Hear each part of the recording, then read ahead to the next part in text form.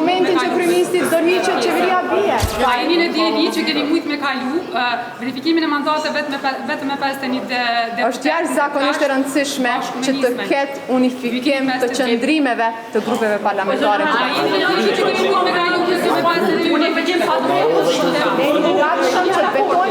Si deputet, ta bëjmë betimin pra si deputet, të propozojmë emrin e kandidatit për deputet. Jo, kjo nuk qëndron. Nuk kemi mbri ende në atë pikë. Do të thonë, kur të mbrinte ajo pikë, siç ishte deklarata ime më hershme. Si të mbrinte ajo pikë, do ta shihni edhe kush është emri apo propozimi për kryetar apo kryetare të Kuvendit të Republikës së Kosovës. Vetëm edhe një herë, neni 26 kërkon që ministrat, kryeministri duhet të dorëhiqet. Unë ju kam thënë edhe në konferencën e 15 prillit. Ne e kemi bërë këtë.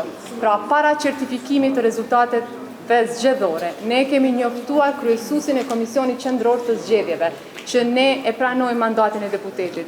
Dhe hera e dytë është kur ne para seancës konstituive i kemi drejtuar dorëheqjen kryeministrit Kurti dhe me të njëjtat dorëheqje kryeministri Kurti e ka njoftuar kryetarin e Kuvendit. Ky është aspekti formal që ne e kemi bërë për të theksuar që kemi përmbushur kërkesën që gjendet në nenin 26. Keni parasysh.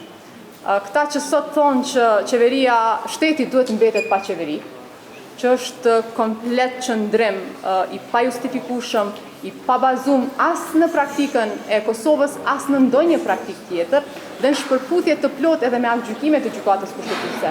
E ka përmendur edhe kryeministri Kurti, kemi përmendur edhe ne. Edhe sa ka qenë kryeministër Hashim Thaçi, është duetuar si deputet, ka vazhduar të jetë kryeministër në detyrë. Edhe Ramush Haradinaj njësoj ka dhënë dorëheqje, ka mbetë kryeministër në detyrë derisa ka ardhur qeveria re.